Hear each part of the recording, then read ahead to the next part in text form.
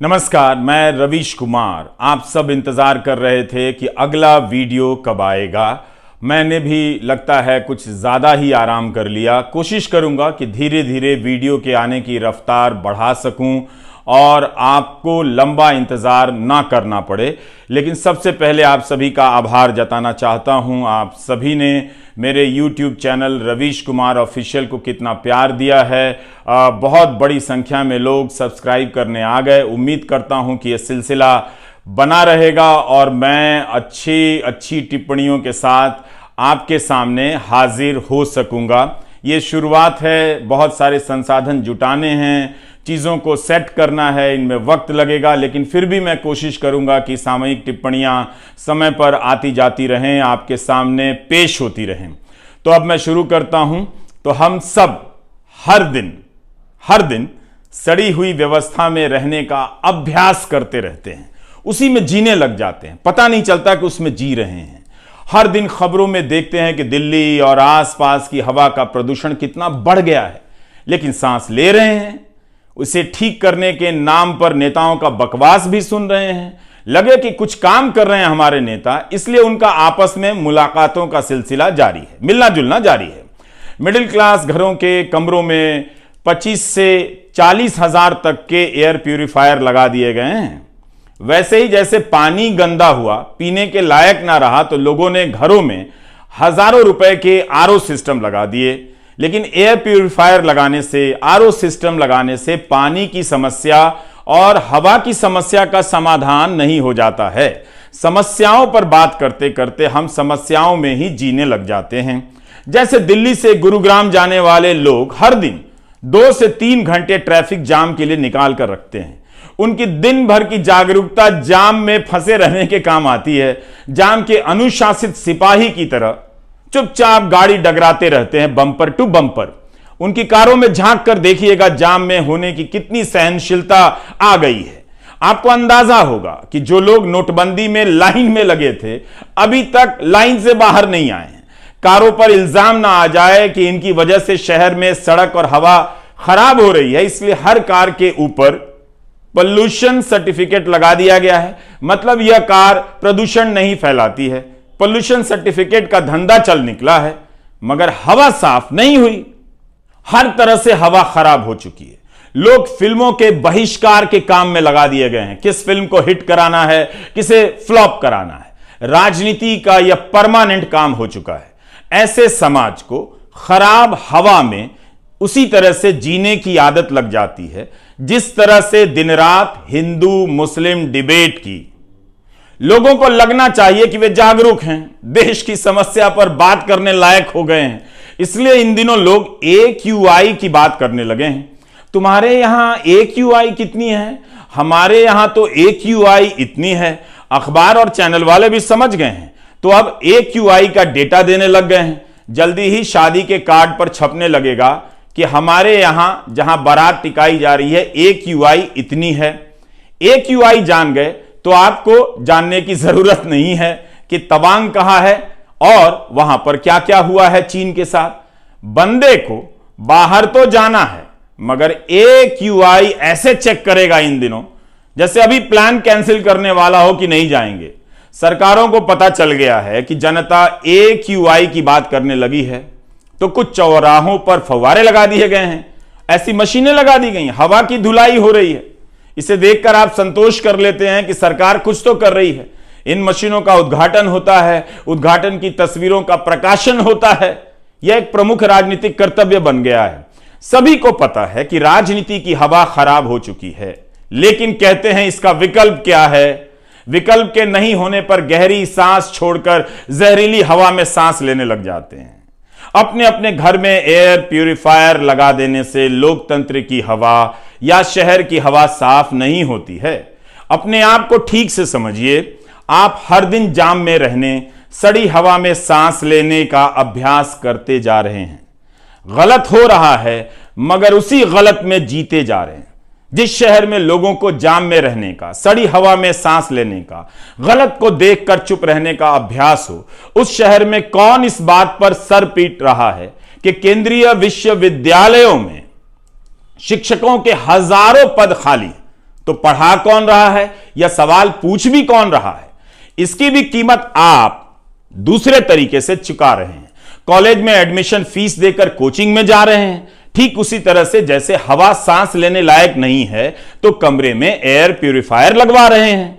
गरीब और साधारण घर के बच्चे जब क्लासरूम में पहुंचते हैं तब वहां पढ़ाने वाला मास्टर नहीं होता, या होता भी है तो वह गेस्ट लेक्चरर होता है जो कई साल से पढ़ाते पढ़ाते अपने अंधकारमय भविष्य की चिंता में डूब जाता है। उसके भरोसे आपके बच्चों का भविष्य टिका है। यह सब इसलिए हो रहा है ताकि आपके बच्चे जहां हैं वहां से आगे ना जाएं, बल्कि आगे जाने का सपना दिखाकर उनकी जेब से कुछ और पैसे निकाल लिए जाएं, जैसे सड़ी हवा दिखाकर आपसे एयर प्यूरिफायर के पैसे निकलवाए जा रहे हैं। जो पढ़े लिखे हैं और जिनके पास पैसे हैं वो जानते हैं कि यहां के विश्वविद्यालयों में कुछ भी नहीं रखा है, तो वे निजी विश्वविद्यालयों में लाखों की फीस देकर अपने बच्चों को बचा ले जाते हैं। ठीक उसी तरह से जैसे शहर की हवा सड़ गई है मगर घर में एयर प्यूरिफायर लगा लेते हैं। जिनके पास कुछ अधिक पैसा है वे पेट और जेब काटकर दूसरे देश में पढ़ने के लिए भेज देते हैं। सरकार को पता है कि जब आप 3 घंटे जाम में आराम से लगे रह सकते हैं तो बिना मास्टर के 3 साल कॉलेज में बिता सकते हैं, बर्दाश्त कर लेंगे, और आपने करके दिखाया भी है। केंद्रीय विश्वविद्यालयों, आईआईटी, आईआईएम जैसे संस्थानों में शिक्षकों के 11,000 से अधिक पद खाली हैं, लेकिन देश का काम चल रहा है।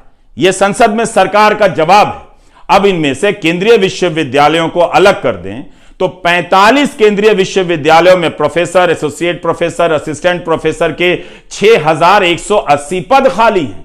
आईआईटी में 4,502 पद खाली हैं। सोचिए, जिस आईआईटी की इतनी धूम है वहां शिक्षकों के हजारों पद खाली हैं। उम्मीद है वहां के छात्र अपने व्हाट्सएप ग्रुप में मां बाप को लिखते होंगे कि नाम का ही आईआईटी है, पढ़ाने वाला तो कोई है नहीं। संसद में शिक्षा मंत्री धर्मेंद्र प्रधान ने कहा है कि सभी संस्थाओं को निर्देश दिए गए हैं कि मिशन मोड में भर्तियां हों। इस मिशन मोड का हाल बताना चाहता हूं। ठीक 4 महीने पहले जुलाई में यही सरकार लोकसभा में जवाब देती है कि 43 केंद्रीय विश्वविद्यालयों में शिक्षकों के 6,549 पद खाली हैं। 4 महीने में खास अंतर नहीं आया है। इतना तो नहीं कि लगे कि मिशन मोड में भर्तियां हो रही हैं। 6,000 से अधिक पद खाली हैं और भरे जाते हैं 369 के करीब। तो यह कैसे मिशन मोड हो गया? मंत्री जी ने पिछले साल सितंबर में कहा था, सितंबर में भी, कि केंद्रीय विश्वविद्यालयों के कुलपतियों को निर्देश दिए गए हैं कि 1 साल के भीतर 6,000 रिक्त पद मिशन मोड में आकर भर दें।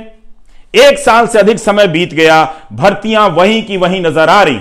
सितंबर 2021 से जुलाई 2022 तक 10 महीनों में 6,500 से अधिक खाली पदों पर मात्र 375 भर्तियां हुई हैं, जैसा कि संसद में दिए गए जवाब से जाहिर होता है। यह सरकार का जवाब है, लेकिन यह खबर अमीर लोगों के किसी काम की नहीं है। वो अपने बच्चों को विदेश भेज दे रहे हैं। आपके बच्चों का क्या होगा, यह खबर आपके काम की है। थोड़ा फ्लैशबैक में ले जाता हूं पीछे।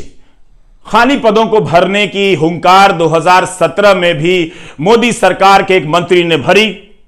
फरवरी 2017 में राज्यसभा में तत्कालीन शिक्षा मंत्री प्रकाश जावड़ेकर ने कहा कि 2017 के साल में यूनिवर्सिटी के अधिकांश खाली पद भर दिए जाएंगे। यह भी कहा कि वे महीने के हिसाब से, मंथली बेसिस पर इन भर्तियों की निगरानी कर रहे हैं। रिजल्ट क्या निकला आप देख रहे हैं। आज आईआईटी, आईआईएम और 45 केंद्रीय विश्वविद्यालयों में खाली पदों की संख्या 11,000 पहुंच गई है। तब मंत्री ने बताया था, तब 2017 में 1 अक्टूबर 2016 को केंद्रीय विश्वविद्यालयों में खाली पदों की संख्या 6,080 थी। तब मंजूर पदों की संख्या 17,006 बताई गई। अब तो मंजूर पदों की संख्या भी बढ़ गई है, 18,969। मगर खाली पदों के भरने में कोई बहुत बड़ा बदलाव नजर नहीं आता। उस साल जावड़ेकर ने कह दिया, पिछली सरकार के दौरान 6-7 साल भर्तियां नहीं हुई, इसलिए खाली पदों का बैकलॉग जमा हो गया है। मगर मोदी सरकार के 8 साल बीत जाने के बाद भी हाल वही नजर क्यों आता है? पिछले 5 साल का दोष गिना रहे थे। क्या अब 8 साल का हिसाब देंगे? आपसे मांगा जाए, कौन मांगेगा? तो ये मिशन मोड में भर्ती, मंथली बेसिस पर निगरानी, इन सब के बाद केंद्रीय विश्वविद्यालयों की ये हालत है। मोदी सरकार के 8 साल गुजर गए, विश्वविद्यालयों में खाली पदों के कारण कितने साल तक, कितने हजार छात्रों को बिना शिक्षकों के पास होना पड़ा, या गेस्ट लेक्चरर से काम चलाकर यूनिवर्सिटी ने एक अच्छे प्रोफेसर के बनने की भी संभावना हमेशा हमेशा के लिए समाप्त कर दी। इस पर बहस कीजिए। जिले के कॉलेज में अपने मां बाप को लेकर जाइए, दिखाइए कि पढ़ाई के नाम पर वहां क्या होता है, क्यों आप पढ़ाई में आगे नहीं निकल पा रहे हैं, जबकि आप करना चाहते हैं, आगे निकलना चाहते हैं। आप पीछे रह जाएं, इसलिए इन मामलों में धीमी गति से चला जाता है, आश्वासन दिया जाता है, देते ही रह जाते हैं, भर्तियां नहीं होती हैं। अपने जिले के कॉलेजों का हाल ईमानदारी से देखिए, लिखिए, सांसदों को बुलाइए, उनसे बात कीजिए। कोई इन सवालों पर नहीं आता है, क्योंकि इन पर बात करते हुए आपकी सांसें तेज नहीं होती हैं, सीना नहीं फूलता है, वीडियो वायरल नहीं होता है। अगर यूट्यूबर अपने अपने जिलों के कॉलेजों का हाल बताने लग जाएं तो समाज और सरकार के सामने खस्ता शिक्षा व्यवस्था का विशाल फीडबैक तैयार हो जाएगा। समाज में बातें होने लगेंगी कि युवाओं के एक बड़े वर्ग को किस तरह बर्बाद किया जा रहा है। एक समाचार यह भी है कि गाजियाबाद पुलिस ने 8वीं और 10वीं पास कई छात्रों को गिरफ्तार किया है। ये क्या कर रहे थे? ये अमेरिका के 500 लोगों से 200 करोड़ की ठगी की है इन्होंने, ऐसा आरोप है। तो याद रखिएगा, जब आप अच्छे कॉलेज की बात करेंगे तो नेता हिंदी की बात करेंगे कि हिंदी में पढ़ाई होनी चाहिए, हम उसमें लगे हुए हैं। हिंदी के नाम पर आपके सीने में गैस भर देंगे और अपने बच्चों को अंग्रेजी में पढ़ाने के लिए विदेश भेज देंगे। तो रवीश कुमार ऑफिशियल को सब्सक्राइब करते रहिए और बेसिक मुद्दों की तरफ लौटते रहिए। नमस्कार, मैं रवीश कुमार।